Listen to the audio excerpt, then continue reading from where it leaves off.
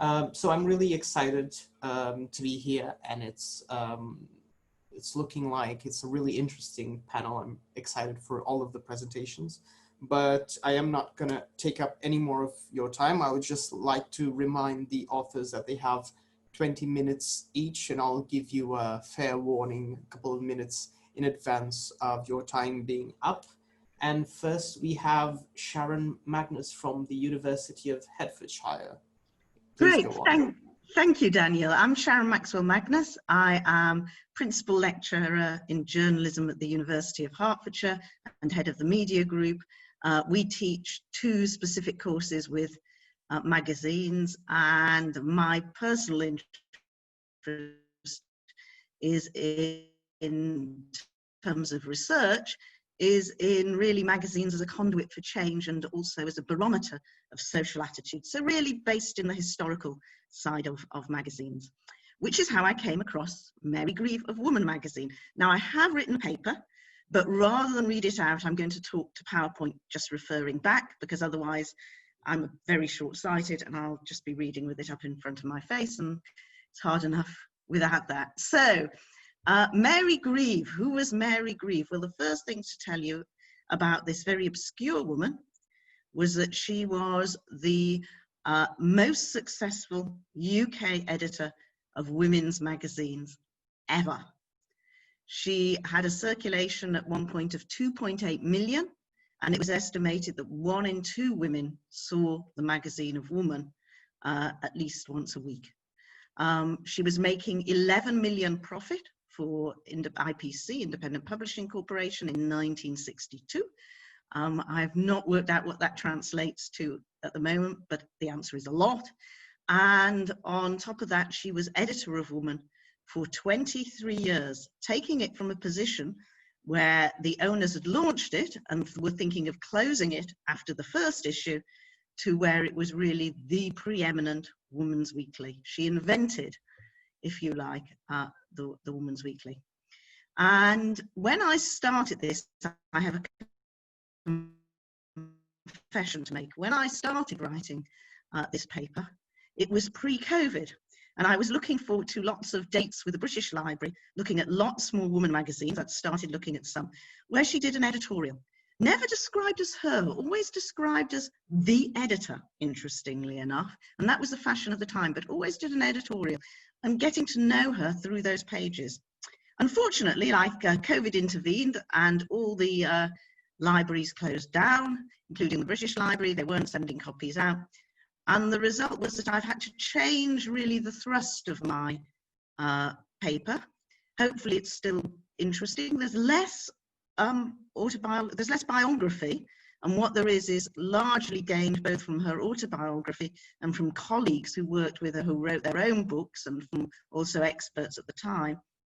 I'm really looking at someone so successful, the lessons they have for today's editors, because Mary Grieve took Woman through the Second World War, which is really a crisis. I'm not pretending they're the same, but it's certainly a crisis of, in a way that COVID is, out the other end to extreme success. We have the multi-platform, she had TV, a new and hot competitor on the block, as James showed us on Monday, you know, when we're looking at Google and so on, a lot of competition, and yet she succeeded. So really, what lessons does she have? I'm also inspired by Rebecca, who's joining us today, whose presentation on great editors in Australia also caused me some room for thought. So if this PowerPoint works, let's begin. So this is not Mary Grieve. This is Nancy Spain. And the reason I start with Nancy Spain is I couldn't find pictures of Mary Grieve. That's honest confession there. They're not easy. That's because Mary Grieve was a very anonymous editor. And I think that's interesting. She was not the story.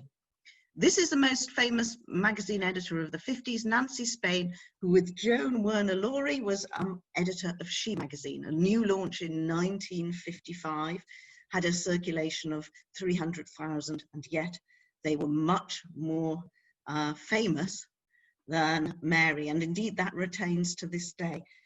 There were several reasons for that. Really, Nancy Spain was a personality, perhaps the Miranda Hart of her day. She was also now most known for being out about her sexuality at a time when lesbianism was pretty much, well, it was a taboo subject. And that made her very unusual. One of the interesting things in that Rebecca Jennings, who's written a history of lesbianism talks in the 20th century, talks about, is how there were various euphemisms, of which career woman was one. Nancy Spain was very much out. In fact, here is a quote from her book, Why I'm Not a Millionaire, referring back to her column in She. And she's writing of her relationship with Joan Werner-Laurie. What a difficult thing to write objectively, of a relationship in which I've happily been bound up for 5 years. Johnny is one of the most remarkable people I've ever met. She's certainly the only person who has ever let me be myself, the only person with whom I can cheerfully live in close disharmony. It's impossible for me to take a step without consulting Johnny. So they were, to some extent, open, although at one point Nancy did embark on a marriage with a guy called Gilbert Harding, who was a Stephen Fry of his day, and that's something that Rachel Brooke commented on. And they were much more well-known than Mary Grieve, but interestingly, much less successful. So Mary Grieve slipped into obscurity, probably because she never courted publicity. She was very much someone who was at the desk, behind the desk, and she saw the magazine as the story. And I think that probably is a tip for editors today. A profile may be useful, but the magazine needs to be the story. So here is, representing Mary Grieve, here's what she put on her autobiography. She's editor for 23 years. And interestingly, she also lived to a ripe old age. Poor old Nancy Spain and Joan Werner-Laurie killed in a plane crash at a point when very few people took the plane. So a very different approach. So I've mentioned really looking at some of the, I'm indebted to a lot of literature, everything from Cynthia White's History of Women's Magazine to Danziger's History of Magazine, Brian Braithwaite on publishing, all names that are well more known to you.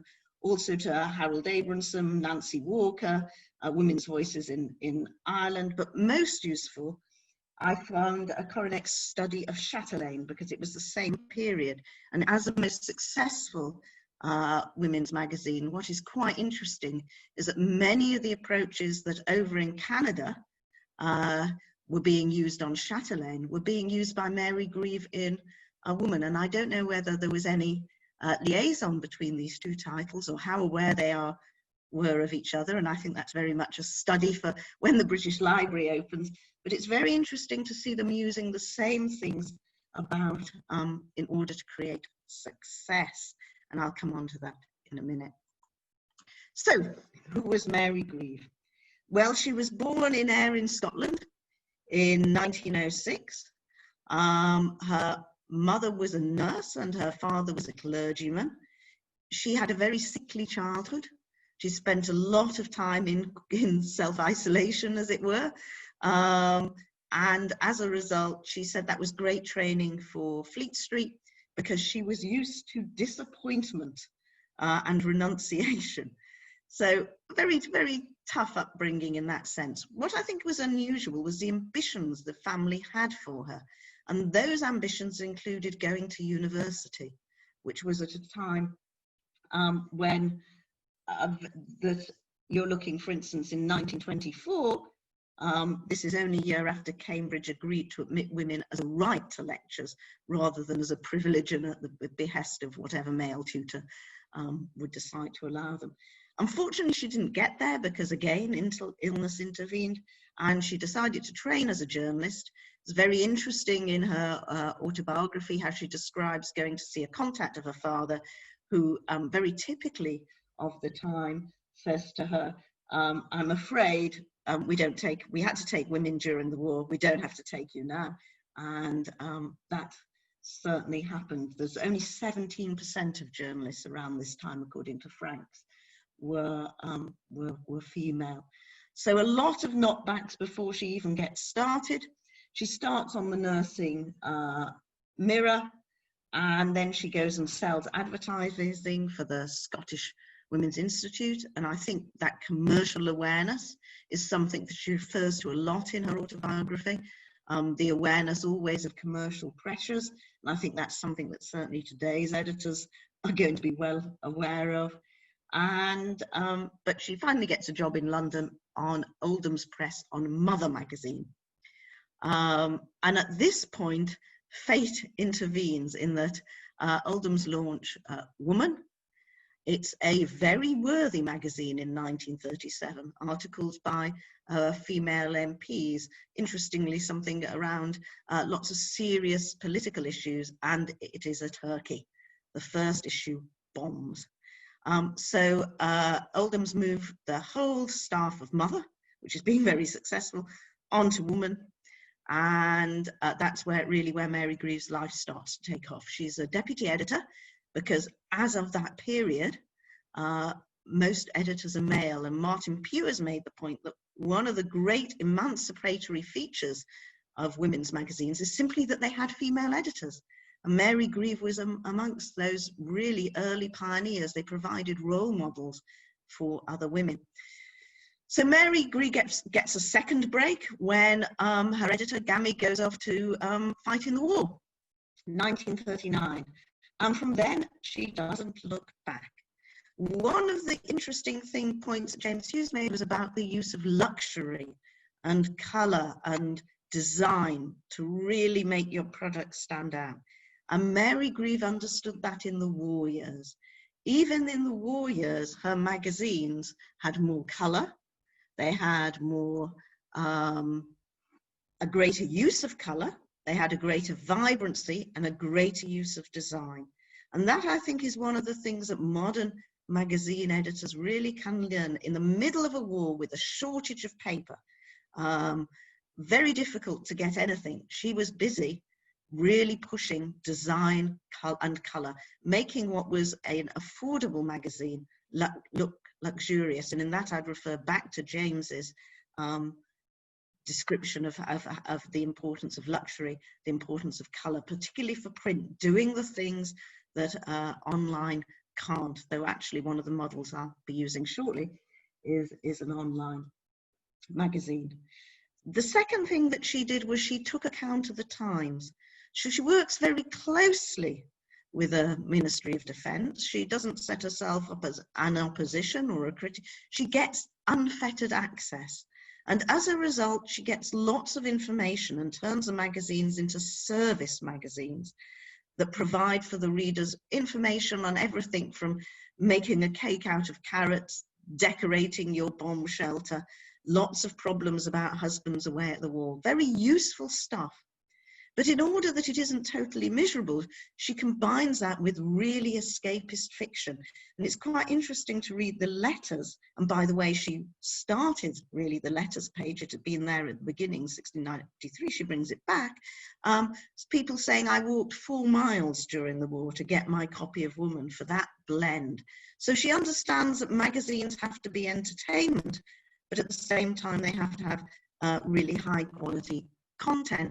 And also something unique access. And one of the problems I think with many of the women's magazines is they are following the agenda. Cosmopolitan, for instance, on its website, UK Cosmopolitan, this month, on its website, there's lots of things about Black Lives Matter. Go to the magazine, which was produced a few months ago, and there's very few faces of people from Black and minority ethnic backgrounds. So the website is following the agenda. The magazine certainly isn't looking to set it. And that was something that Mary Greaves really understood, the need for agenda setting. So the war ends. She's already got 750,000. The fact that she has been editor puts her in prime position to work with the government on the new NHS, on all the new welfare state legislation. She's very much trusted as a magazine editor. Just to share, going back, so one of the most amusing stories is of how during the war years, there were rationing and clothing coupons were used. And she came in to see one of her staff in this most amazing silk dress. And she said, how did you get that on the clothing coupons? You know, we must tell our readers about that. I must tell the ministry. How do you do that? And she said, well, it's a funeral shroud.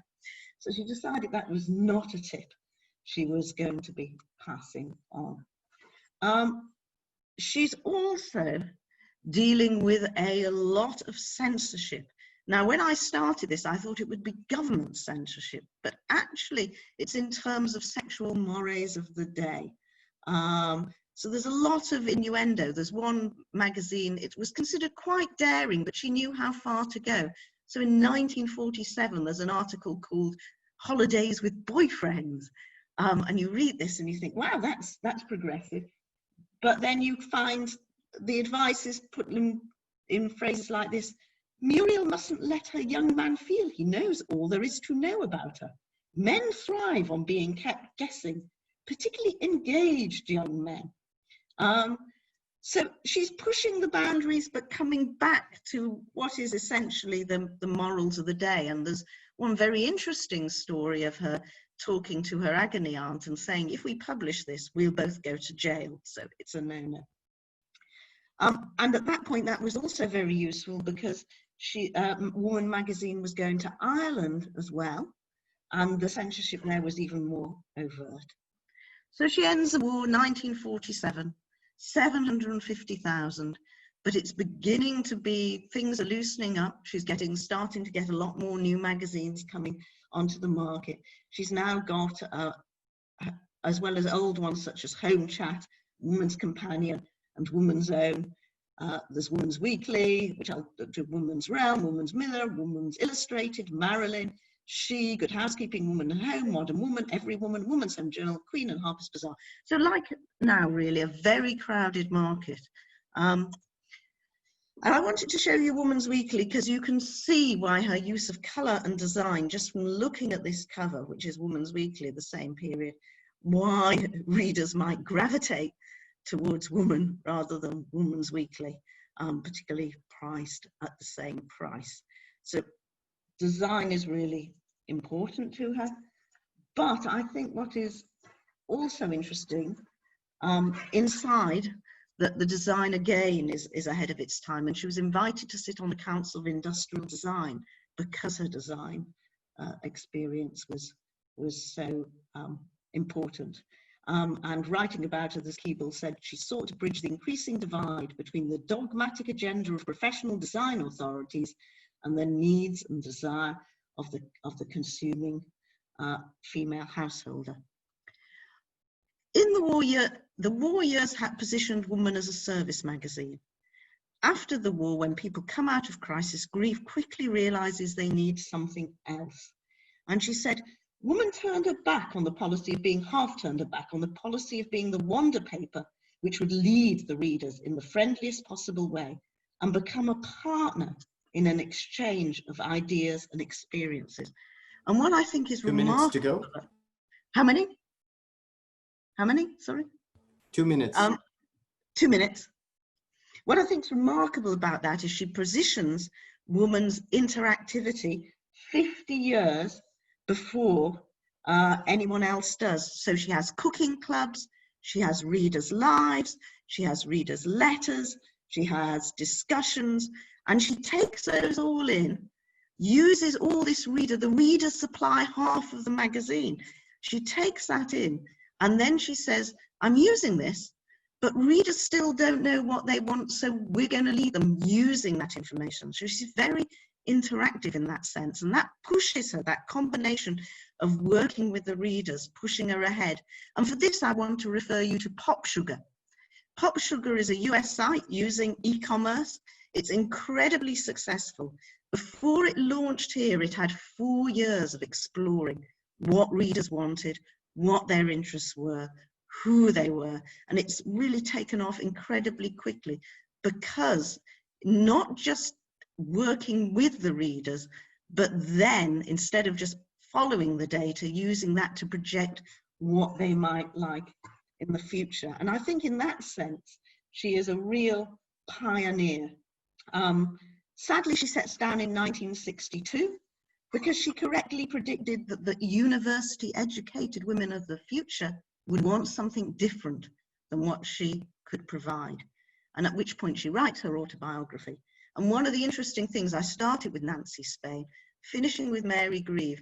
That autobiography is dedicated to a companion D. And throughout her autobiography, it's fairly clear, though quite discreet from the tenure, that the likelihood was that, like Nancy, Mary Grieve probably was gay, but much more in the closet, which I think is an interesting, different ways of editors treated in the 50s. So I think Grieve's ability to adapt, her ability to utilize the readers, but her ability to think in front rather than following the data, leading the data, is perhaps what marks her out, combined with her stress on design, is what marks her out as someone today's editors should really be studying in detail. Thank you. Thank you so much, and thank you for keeping with the time. Next we have Jacob.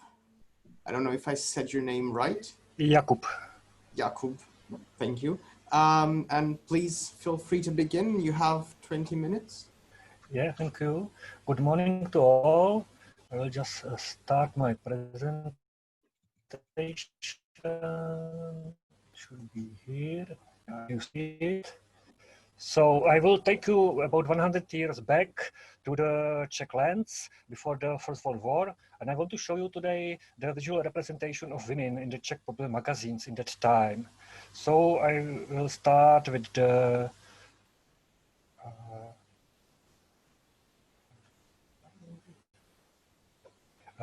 so I hope, yeah, it works. In that time, it was the period of the rapid urbanization of the Czech lands, and lots of people were coming to the urban areas from the villages and small towns. So they were still caught in the rural mindset, and they was not used to the modern urban life of the new cities. So in the cities they are gathered and they were looking for some not only new kind of the entertainment but also new source of the information about the new life.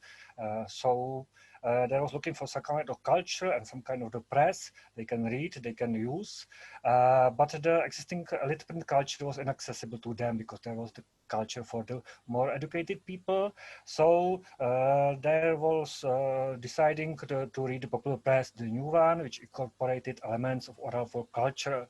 So it became not only source for the entertainment for them, but also the guide in the modern urban environment. Talking about the women of the time as the readers of this popular press, they were considered by the press itself as predominant readers. Also, the advertising was targeting women mostly, but on the other side, in this popular press and popular magazines, women were not the object of the popular production. They remained rather invisible in the popular press. Usually you have no pictures of them, no notion about the women at all. If there appear there like 5 to 10% of the pictures of this pictorial press, they appear mostly as those others, those persons who are different, dangerous, or insufficient. If they are depicted mostly in the traditional male roles, as the criminals on one side, or as the college girls, politicians, women in pants, or sporting women. So you can see that the popular press was strongly patriarchal. Women, as well as the young people, were simultaneously identified as its main recipients, but it was also seen that because they liked this popular press, which was seen like the press for the low strata, press for the less educated people, so it was seen as the confirmation of the intellectual and emotional imperfections. Now to the magazines. During the turn of the 20th century, there was seen some kind of transformation of the Czech magazine market. There was becoming some news magazines or some sport magazines. But if you want to look to the depiction of women, we have to go to the family and women's magazines. It got longer tradition. During the second half of the 19th century, there was the most read German Die Gartenlaube. For the middle class, is the main family magazine, and Czech competitors was like less successful in this time. Family magazine was more oriented toward the women, but still women stayed at the margin of the editor's interest. So if you look to these magazines, you can find only some notions about Czech female writers or about women as wives of important men of that time. And you can also find them in the reproductions of some paintings, but it was the mostly only pictures of the women. At the turn of the 20th century, there started a new format of the magazines, the household magazines. And in these magazines, firstly, in fact, women becoming more visible both as a subject and object of these magazines. These magazines addresses urban and countryside middle-class women, but they addresses them only in their domestic roles. Women doing their household duties, women keeping care of the family economy. So this magazine was full of the instructions how to run a household, how to run a farmstead. But still, for these household magazines, there was also education important, but only education as kind of the ability to educate children in morality and in patriotism. As all of these magazines was quite nationalistic in that time of fight between Czech and German nation in the Czech lands. And also the role of the women was to keep husbands far from the vices. So the moral role for these magazines was more important than education. But on the other side, we can see on the pages of these magazines the dichotomy of saint women and sinner women. So on the same side, there was the women as the moral, playing their moral role, their importance of the morality. On the other side, there was depiction of the women who can easily succumb to the temptations as debauchery, luxury, and alcoholism. And of these women, the men have to take control of, because these women are able to destroy the entire household in a short time. So it was some kind of the depiction as in the majority of periodicals, which is in fact was hostile to the women, contrary to the household magazines. The magazines was more open to the women, was of course the fashion magazines. The women are the main target for this audience. And you can see lots of pictures of the women, predominantly only pictures of the women in these magazines, but it was the women, of course, of upper classes, but they were depicting only while resting. You know, there was the very passive postures as women standing, women sitting, women reading, and very often women just waiting for something. Rarely they were in more active positions, like sporting. It could be also like when you want to show the costume, you want to show them in some kind of posture, you can see the costume at the best, but there was also the costume of the children's, and the children was shown in the motion, like playing, but again, the girls was usually looking at the boys playing with the steam engine or with the rifle, as you can see here. There are some other pictures of the women and the sporting men, and there are the sporting pictures, which was very rare, as I said, usually once per year. And I will turn to the most interesting magazine, women's magazine, which started in the late 19th century. It was usually literary supplements of some fashion magazines, but there are also the women's magazines specialized for the women emancipation, and usually both of them was edited by women, sometimes blending together these fashion magazines together with that more magazines toward the emancipation. There were some of them was more educational, some of them was more entertaining, as the Lada, which was part of the fashion magazine. In these magazines, we can find a moderate effort for female emancipation. I would call it some kind of middle-class concept based on education, morality, and patriotism. So these magazines promoted the achieved female emancipation. They were regularly monitoring professions and goals that women already reached, but they was not promoting some wider emancipation. They were just, counting what email already get, but not asking for more. As we can see in the section Excellent Women, when there was the stories of the excellent women, but most of them was queens and writers, not other occupation. Still for this magazines, the moral education was of the most importance. So in the latter, there was long-term series focused on the presentation of particular female qualities from A to Z. There was kind of the qualities seeing important for the women as kindness, devotion, contentment, gratitude, compassion, obedience, frankness, enthusiasm, fairness, discreetness, self-control, and so on. So you can see it's kind of the qualities that are more like about the passivity and self-control. It's about more active life. So according to these magazines, women should be educated and able to live independently, but they can't rather not deviate from the limits of the conservative conception of female identity. So very close to the previous kind of the household magazines and news magazines. A bit different was the magazine Šťastný domov, Happy Home, that was inspired by contemporary women's magazines from the United States.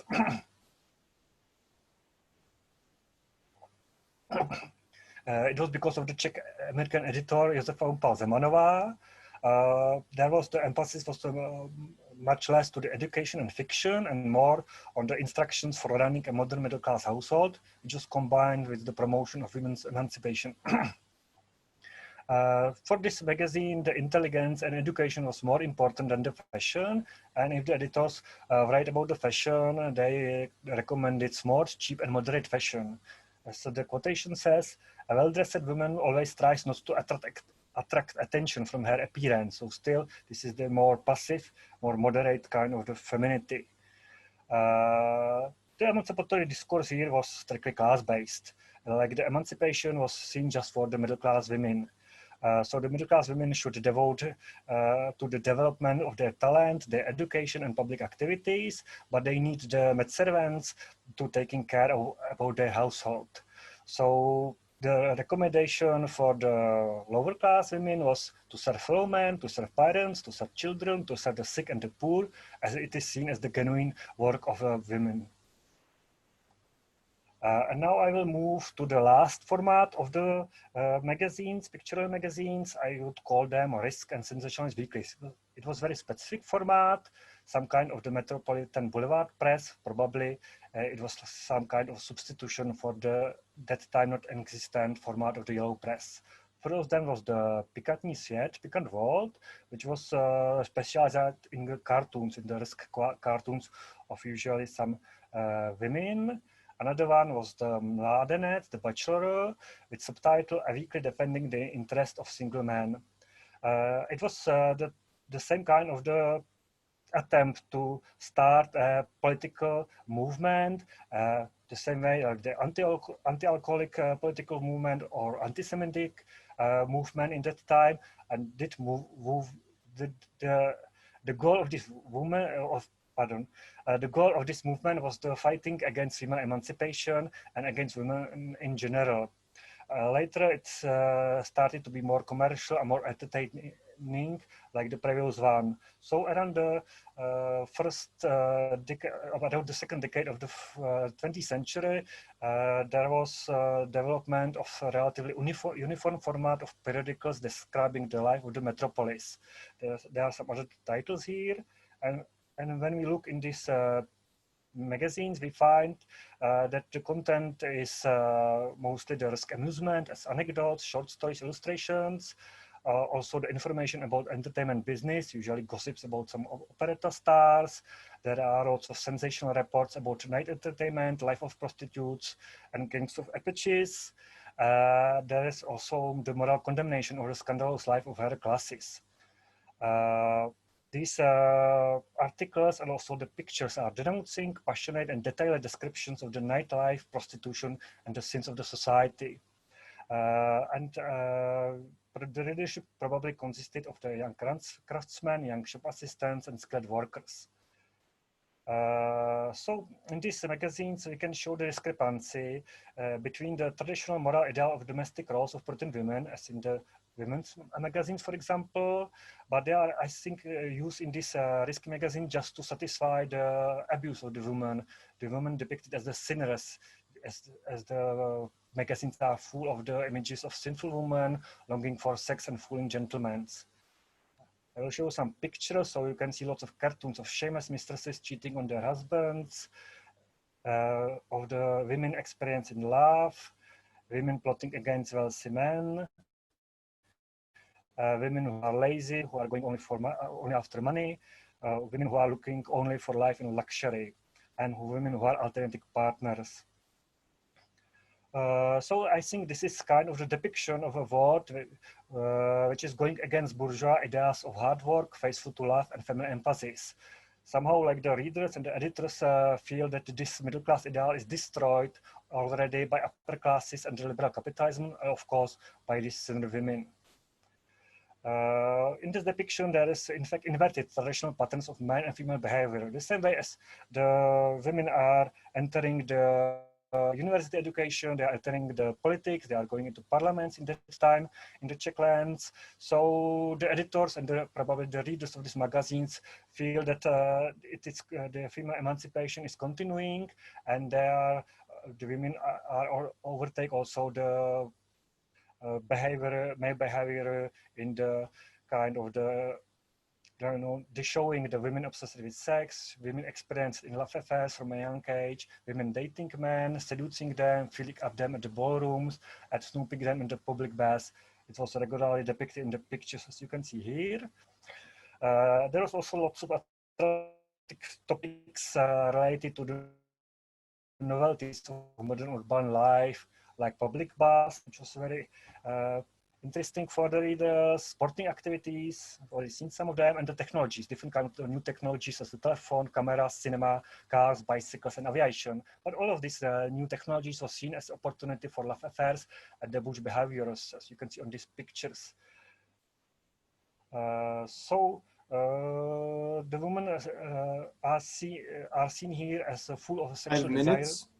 Yeah, thank you. I'm already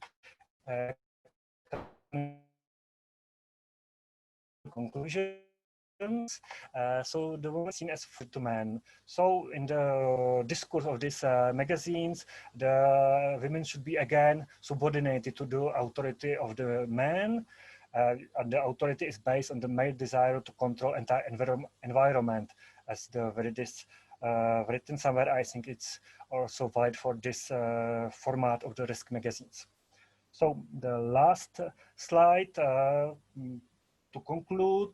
I think in my presentation, you can see different kind of the magazines. On one side, the women's magazines promoting moderate female emancipation. On another side, this Risk and sensationalist weeklies fighting against female emancipation and against women in general. But both of these sides offered almost the same dichotomous depiction of the good and bad women. And all of these magazines, I think, shared conservative concept of femininity based on the morality and patriotism and based on the female passivity and self-control. Only difference was that according to the women's magazine, this conservative concept of femininity is possible to reach by the education of the women, but according this by this Risk weeklies, this conservative concept of femininity is already lost because of the liberal capitalism and of the upper classes. That is. Thank you very much for your attention. Thank you so much for your presentation. And we are moving on, and next is Rebecca from the University of Sydney in Australia. I will just ask Jakob to stop sharing his screen while I unmute Rebecca. There you go. Thank you.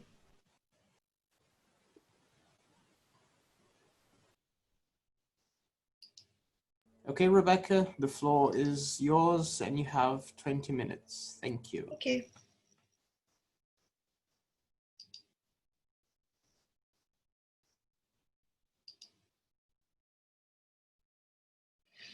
Hi, everyone. Thank you very much for coming along to the panel. As you can see, today my topic is going to be judging a book by its cover, Sex and the City and the Representation of Lifestyle and Magazine Journalism. So I wanted to give you a little bit of background because it's a slightly unusual topic in comparison with most papers at this conference. So previous research that I've conducted about magazines has been more traditional magazine scholarship. So, for instance, if you look at the Fitness First magazine there, I've written about content magazines and the shift from print to digital. And I've talked about, conversely, the shift from digital to print when I spoke at the Sydney conference, so MTM4 in Sydney. So I talked about Porter magazines. So one of my interests has been, like many scholars, of course, is tracking the shift between digital and print and back again. I've also been extremely interested in the magazine editor. So if you were at the Chicago conference, you would have heard me speak about a young woman editor called Jo Walker, who is the editor of Frankie magazine. So for a couple of years, I was researching iconic Australian editors, and you can see last year I published a book about that. So it includes not only the interviews with Australia's top iconic editors, but also commentary about the history of Australian magazine culture and just how important these women's magazines were in Australian publishing and in Australian public culture more generally, popular culture more generally. So this, interviewing so many editors and kind of thinking about the constructed role of the magazine editor has led me to my current project and what I'll be talking about today. So I've started to really think about how women who work in magazine offices, and particularly magazine editors, of course, how they're constructed in film and television. And of course, early examples, most people would point to Mary Tyler Moore and Murphy Brown. And I'll look back at the end of my presentation and talk about some of the texts that I think I'll be writing about in my book. But really, once I started to look at this material, it was very interesting, the existing material about representations of male and female journalists. So I'll start by reading just a short section from my paper about that. So female journalists have been regularly portrayed on film since the 1930s and on television since at least the 1970s, long before women were a significant proportion of the actual news journalism workplace. As Howard Good illustrates in his Girl Reporter, early depictions typically offer an image of female news reporters as plucky, determined, and competent professionals who are able to hold their own in a male-dominated workplace. So Good examines Torchy Blane films, and you can see I've got the still there, of the 1930s, and films like his Girl Friday. And these early films feature female protagonists who are both able and adventurous, solving crimes and capturing front page stories. Despite these early generally positive depictions of female newspapermen, they were often sidelined in real life and on film, I would suggest, as sob sisters, and this is something that I pick up on further into the paper, covering human interests, the human interest angle, even if they were covering the so-called hard news. So even the most successful of these sob sisters is inevitably faced with the decision whether to sacrifice her career for marriage and a family, and this often forms part of the plot in these films. So rather than tropes about film, about women improving over time, Joan Mellon argues that films from the 60s and 70s portray liberated professional women as super whores. So picking up on arguments made by both Mellon and Diana Meehan, more generally about representations of women on screen, Lauren Giglioni observes a fictional newspaper woman are often portrayed as super bitch or a super whore as well. So this is these are the tropes that I'll be looking at in this paper. So few female journalists are as well known as Candace Bushnell and her avatar Carrie Bradshaw. In 1994, Bushnell became a columnist for the New York Observer, where her brief was to write about single life in Manhattan for her column she named Sex and the City. An anthology of her columns was published in 1996, and Bushnell herself soon became as famous as her glamorous subjects. Her friend, television producer Darren Star, immediately saw the potential to adapt the columns in her book for television as a modern R-rated version of the Mary Tyler Moore Show. Starting with Bushnell's original two characters, Carrie Bradshaw and Samantha Jones, he made the duo a foursome with the addition of characters Charlotte York and Miranda Hobbs. The show was picked up by HBO, and Sex and the City quickly gained attention for its risque content and its clever writing. Very little, however, has been written about Bradshaw's status as a journalist, and this is surprising given that her profession is the heart of every episode, and that's what I really tease out in the longer version of this paper. So for those of you who are familiar with the show, every episode features a scene like this where we see Carrie Bradshaw with her laptop kind of musing about the problem of the week that she's going to write about in her column. So Sex and the City is generally described as a show about friendship, fashion, romance and sexual relationships, albeit from a white middle class perspective. And it's become a cultural marker and touchstones for several generations of viewers.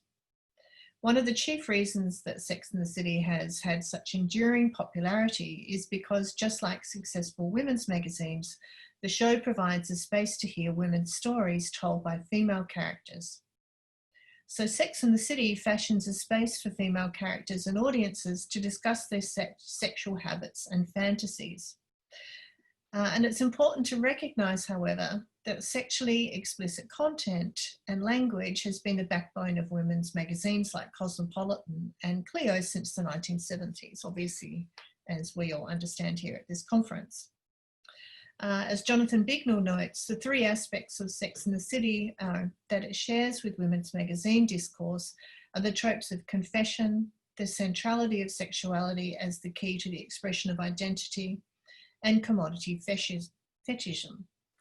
And indeed, Bradshaw's mode of address mimics the rhetorical style of a women's magazine, where intimate revelations are shared with readers in a supportive community. So the world of Sex and the City is a glossy confection and an ode to capitalism and consumer culture. And that's one of the chief reasons that it's been perennially popular, but also attracted criticism. Like a glossy magazine, it offers a glimpse into a world that few viewers will ever experience, and consumption and romance as escapism.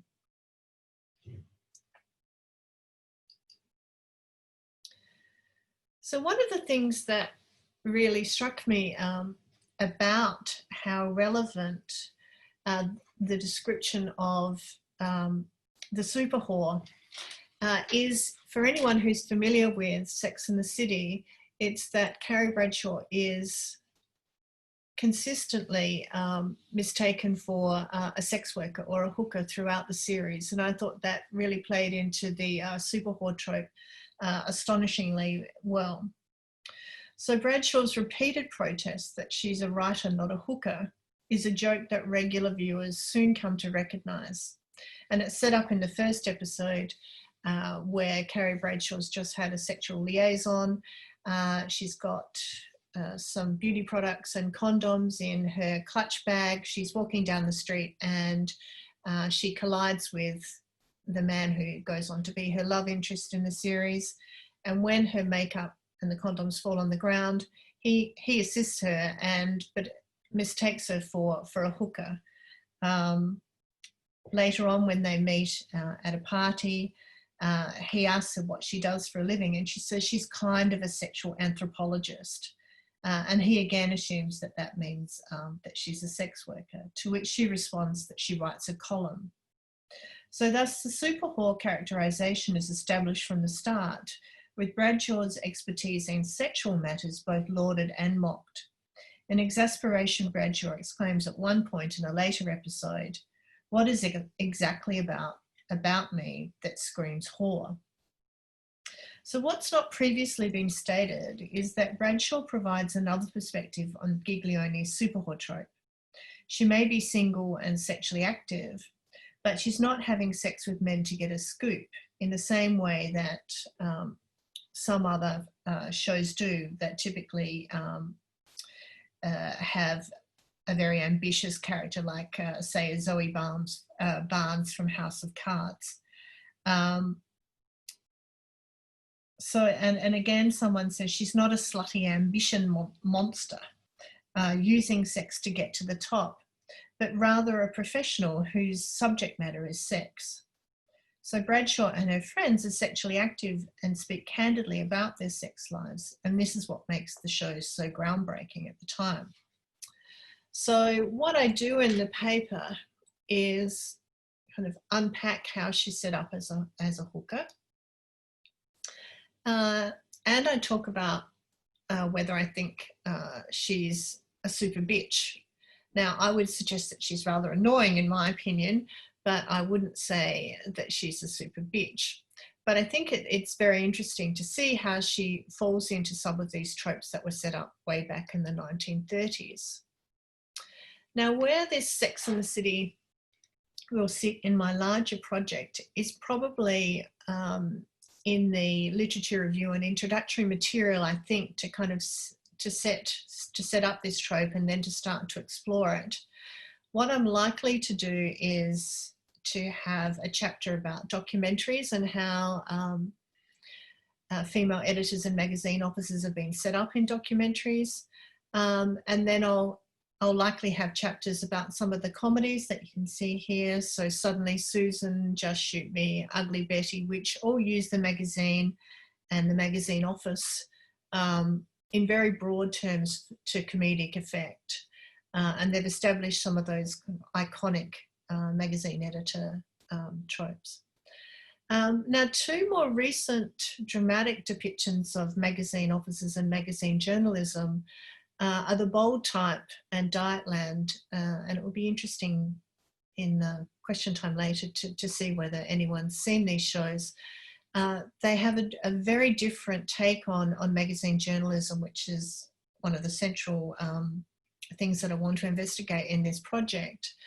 The Bold Type depicts a kind of a cosmopolitan style magazine office, which depicts magazine journalism, particularly print journalism, in a very positive fashion as a means for emancipation. So the women who work there see the magazine in very positive lights. And I actually think it's a very nuanced investigation of the magazine and popular culture and consumption and femininity. So I'm very much looking forward. I haven't seen all of the final series, well, the last series, series 4.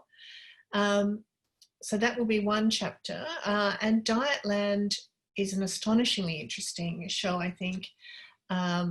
It has a completely different take on magazine culture. So it openly calls out magazine culture as a very negative force in terms of feminism. And it has a rather wonderful kind of dungeon-like beauty room in the bottom, beauty closet, and it's obviously, as the title would suggest, and as you can see by this slide, it's a take about diets as well, and you know, the whole place of magazines within those constructions of, you know, heteronormative, kind of white, stereotypically thin femininity. So that's where the project is going, and I want to investigate where these tropes, or whether they're still consistent, how femininity and the magazine is presented in contemporary narratives about the magazine, and particularly with Dietland. I'd like to use the scholarship of Sarah Ahmed in terms of the feminist snap. So this is, yep, no worries. So this is, so Dietland is actually a vigilante story where the women kind of fight back at men and start doing things like throwing men out of planes or off buildings, etc., as revenge, and they take over magazine culture in very, very interesting ways. So that's the project. That's what I'll be looking at, and that's really it for me. And I've just got my bibliography on the next slide. So thank you very much. Thank you. And thanks everyone for keeping with the time or even going under time, which is always something delicious for me as a chair. No headaches and no issues with time to deal with. Okay, so we already have a few questions for all of our presenters, which I will now again unmute or ask them to unmute. Did I leave anyone? There you go. I think everyone is already unmuted, if I'm not mistaken. Okay, so let me go back. So Oliver asks Sharon, in light of Mary Greaves' fascinating autobiography, wouldn't it be also interesting to discuss the habitus by Bourdieu of women editors in post-war UK?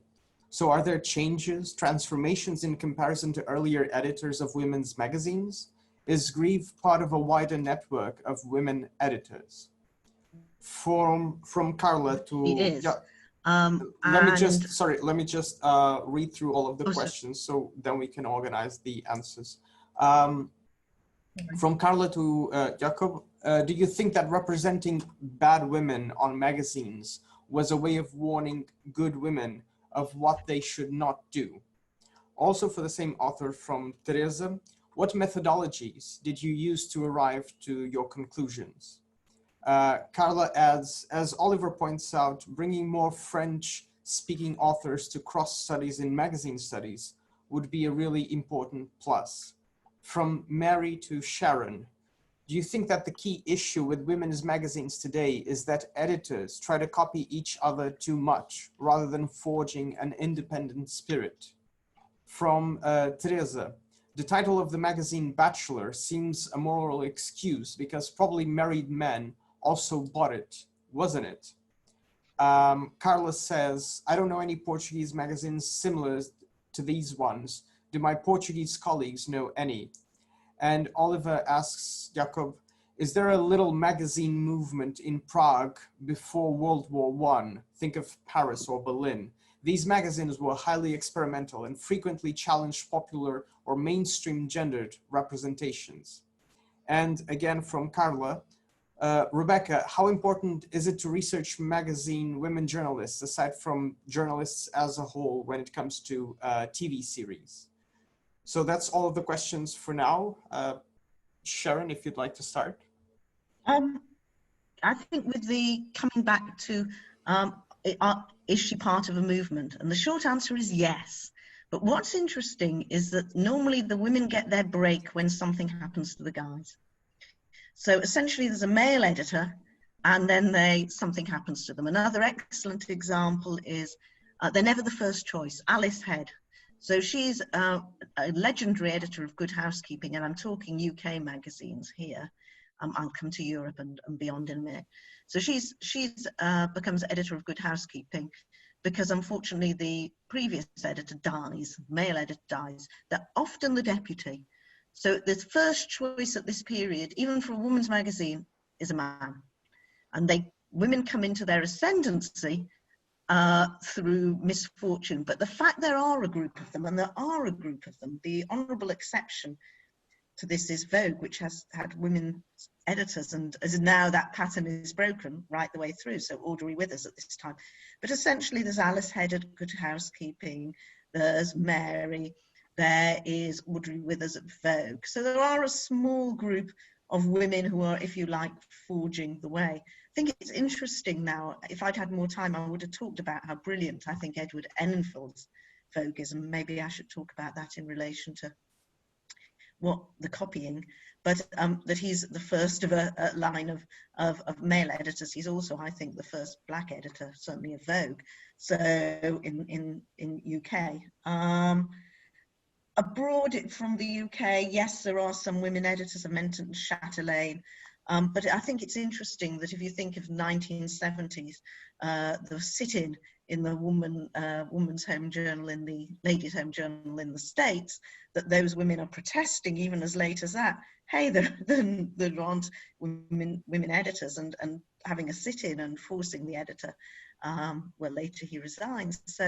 So there are a group of women editors, both in the UK, the US, Canada, but they are the exception, not the norm. And I do agree with you. It'd be fascinating to see the links between them and whether there's a common culture being forged. Something for me to wait till the British Library reopens. So, do you want me to take the second question, Daniel, and then finish? That was asked to me. Please take all of the questions at once, so then we can move right. to the next person. Yeah, then we'll move to the next. Right.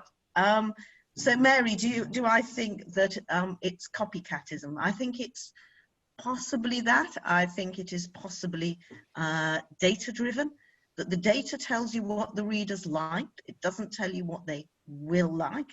Pop Sugar did a lot of research into who the readers are and then work from that. And that's a basic. I think if you're looking at someone who's broken out of that mold, I think Edward Enninful, totally brilliant. The latest covers, I'll just share my screen if I've got it up here for 2 secs. Hopefully I should be showing you. If you look at this screen, these are health workers on the cover of Vogue. Now, no research 3 months ago told Edward Enninful put health workers on that cover, right? Because COVID was, by the time the research came in, it wasn't COVID related. And one of the sad things you see on other magazines is them going by the results, I'm using Cosmopolitan, that came in pre-COVID. So they're totally all over the place. He's reacted, he's seen what's going on, and he's put those women on the cover. It's really selling well, a brilliant idea. But he's not following the data. He's leading us. He's judging the public mood and what the public wants. And I think that editors have become much more scared. Certain practices don't help. I'll stop the sharing now. Certain practices don't help. Hubbing doesn't help, right? Putting people working across several different products, overstretch doesn't help. Trying to chunk everything into lots of different platforms so there's less thinking time. And I think probably because Circulate, they're frightened to be brave, and yet brave is what is required. And that was what Mary Grieve was. So it's a paradox where the less brave you are, the more readers you lose.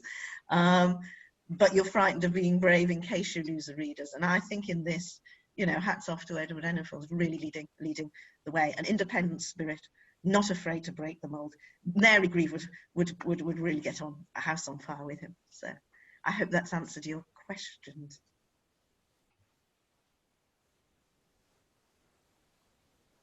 Daniel, I think you're on mute. Thank you so much. Jacob, maybe you want to take it up? Okay, so I'll start with the question about representing bad women on magazines.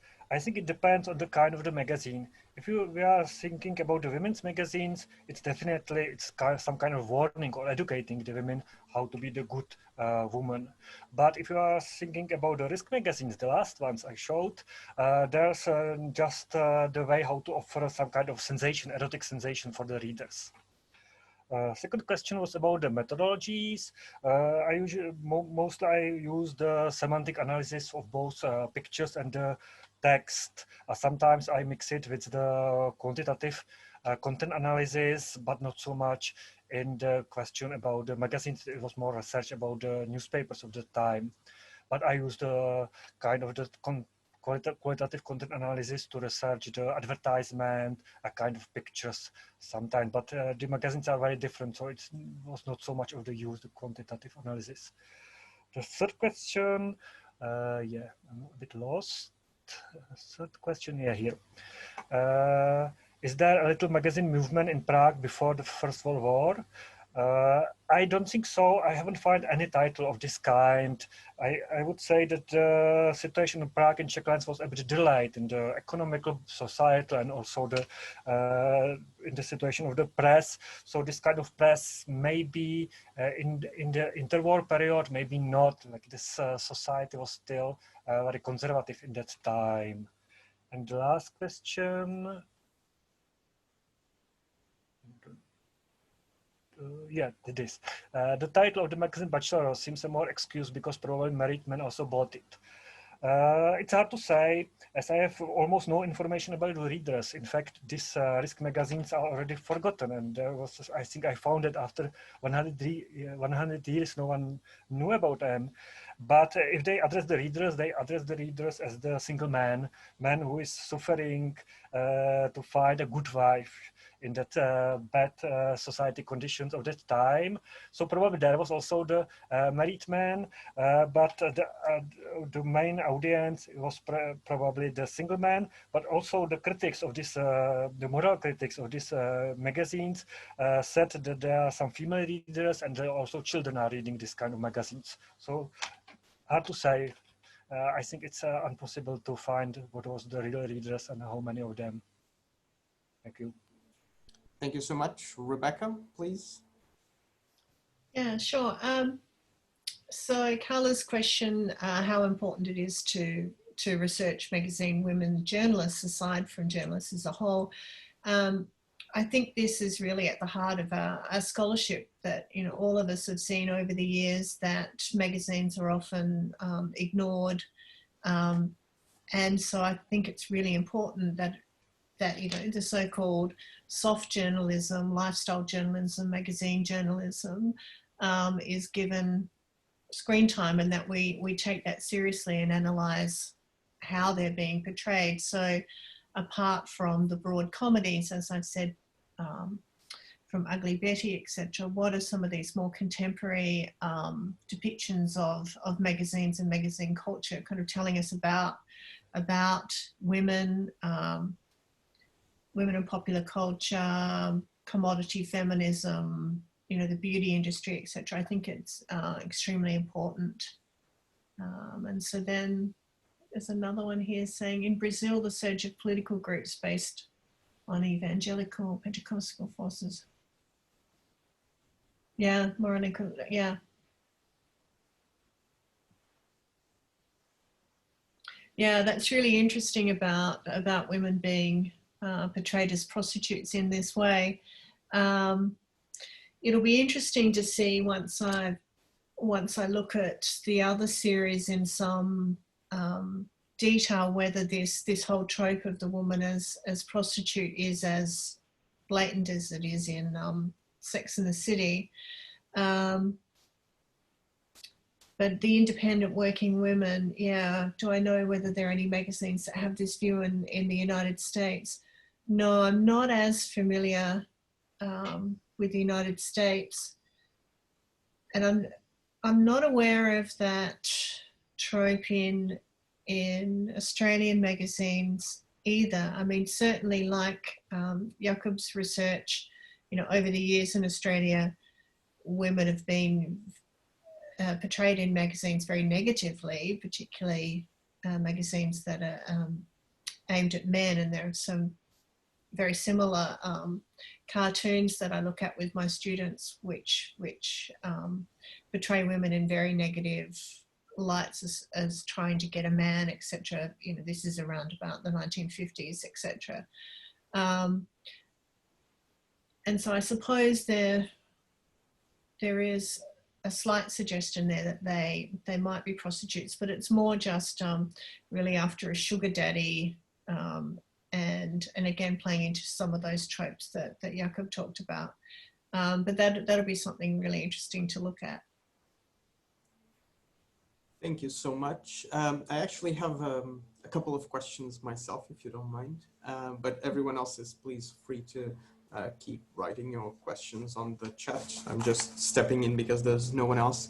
To Sharon directly, you mentioned in your abstract that Mary had and I quote, a long-term female companion, which is usually code for, you know, a same-gender relationship.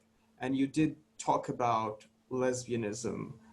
It seemed kind of like you were hedging a bit, whether to reference Mary Grieve as a lesbian or not. And I was kind of wondering what was the story behind that hedging of yours.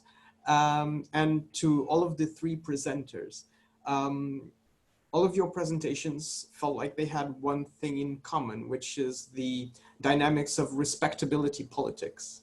And I was wondering if you'd like to comment on what respectability politics means to your results and to the way these representations were framed. Sharon, you should start.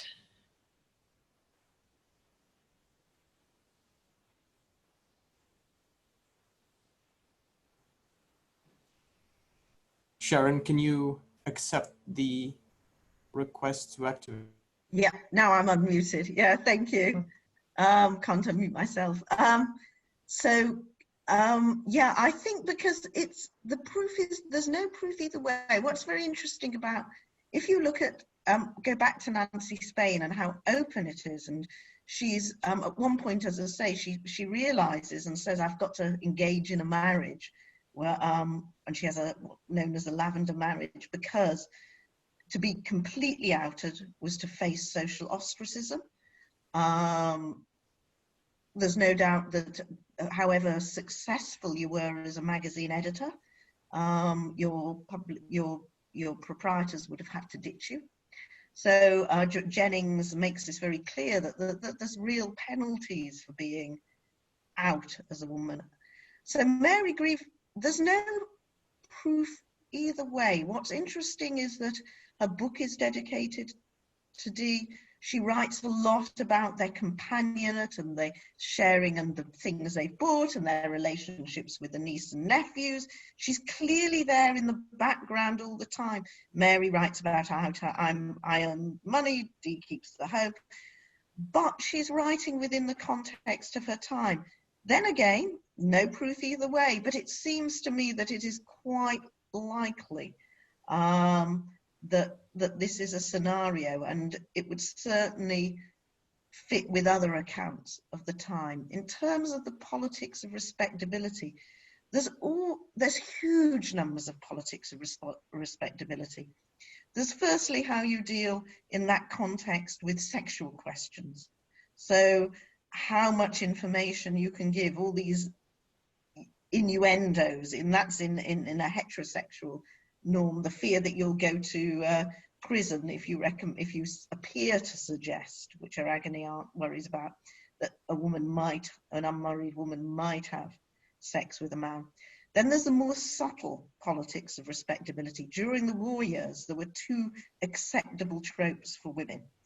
One was the land girl, or the woman in the army, the single woman forging ahead, plucky woman, taking the roles that men couldn't do left because of the war, stepping in on the factories. And there was a lot of pressure on Grieve by the ministries to actually promote this ideal. At the same time, they're also promoting an ideal of the woman on the home front, very much represented almost as a soldier, making do and mending, growing her own veg, making fantastic things out of very low rations. And those are conflicting roles. And what I think is interesting about Grieve is how clever she sidesteps them. So Woman's Own has lots of pictures of the sort of doughty woman on the front, the land girl, but she doesn't. She always has pictures which are bland in a way. They're very stylized, but that woman could be a land girl or she could be a glamorous mother at home. So she steps very carefully not to alienate her audiences. In general, I think the politics of respectability is a really interesting area for women's magazines, because you can afford to be a little bit risque, but not too risque.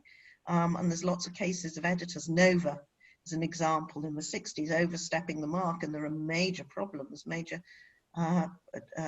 issues that come. So yeah, that's me. Oliver sent me a question, but I don't want to take up too much time. I think I can come back when the others are finished, if there's any time. Yeah, I don't know if any of the other two want to take up that challenge of the respectability politics item. Yeah, I mean, Jakob, that speaks to your paper very well, doesn't it? Okay, so I think in terms of the respectability, I think it was looked in the moment of that, what I call the passive femininity. You know, all of the magazines showed this is the real way for the women to be respectable, to be the passive, to sit at home, to be educated, but especially in the moral way. Only the women's magazine tried to a bit broaden it, you know, this kind of femininity, but not too much radical, because like any kind of the asking for radical emancipation was seen as a very wrong one. Especially there was lots of covers of the suffragette movement, what was seen the biggest dangerous, you know, in that time before the First World War, was the suffragette movement. So everyone was afraid of it. It's exception. It's only one, I think, magazine was positive about the suffragette movement, but this was only one exception. Otherwise, the women who are active were afraid.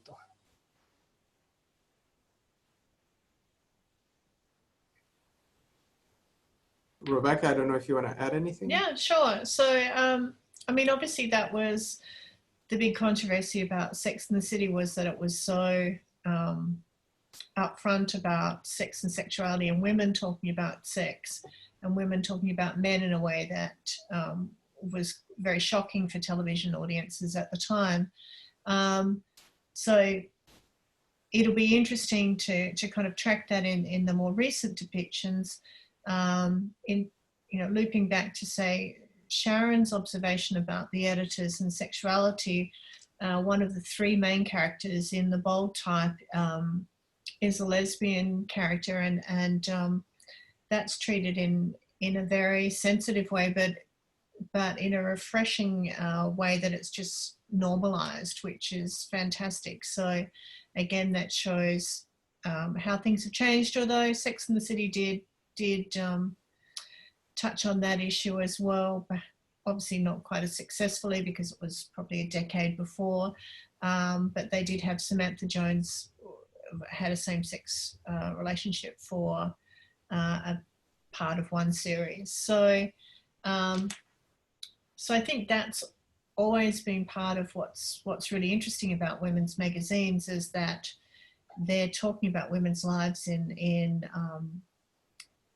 a way that had traditionally been silenced in men's media, and Jakob's paper talked about this quite a lot in the various publications that he looked at. So I think, yeah, using that term, the politics of respectability, in terms of women's magazines and magazines in general, is a really interesting one. Thank you so much. Sharon, Oliver made a remark about being curious to learn more about this group of women editors and how they combine charisma and entrepreneurship. I don't know if you want to take that up. Thank you. Yes, I think it would be, it is very interesting.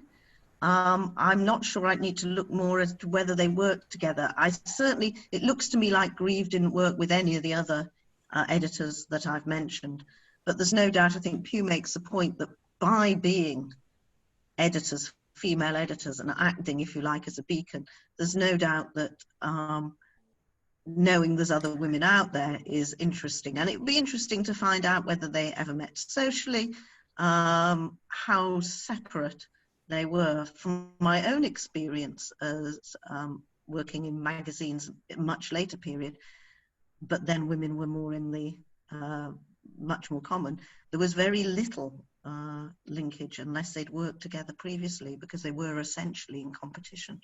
But I agree, it's a really interesting to think of them as a collective. I hadn't thought of them that way, and I'm grateful to you for making me think of them in that way. So thank you very much. Thank you. I don't know if anyone else has any more questions that they want to ask, any more comments? Apparently not. I think this was really interesting, and I thank the three of you for your results. I find it fascinating to see the same themes and the same tropes reoccurring time and time again, obviously adapted to the zeitgeist of each time, but at the same time we see a lot of these topics, you know, going in and out of fashion, and these representations being distilled, and also a bit of a certain degree of forgetfulness about how things used to be represented, and then everything seems new again. I was just double checking my facts, and the first reference that I could find of a shall we say lesbian kiss on national television in the UK is from 1974. Yeah. Which was a lot earlier than for instance, Sex and the City. Obviously, Sex and the City had a lot of other stuff. So these tropes and narratives about relationships, about how women sort of constitute a dangerous group to masculinity, especially to middle-class white masculinity, are particularly interesting. And you can sort of see contemporary social movements, I don't know if I like to call them that, like incels and so on. So extremist groups from the manosphere actually having their ideological roots in some of these earlier presentations of women as a menace to society, to propriety, and to property as well. And so I think it's really interesting to have this archival work of going back and realizing how these things that we sometimes treat as new aren't all that new, and that misogyny and patriarchy have a very, very long history, one that is very cyclical in nature. So again, thank you so much. It was super interesting. And I think that is it for this session. So I'm gonna ask you to please enjoy yourselves during the break. A round of virtual applause to the presenters. And apologies, my screen has frozen, so I can't type, and I'm invisible, but I am here, and thank you all for thank you. your contributions. Thank you so much, Yeah, Rebecca. thank you so much. Thank you. Thank you. Have a good day. Thank you. Bye-bye. Bye.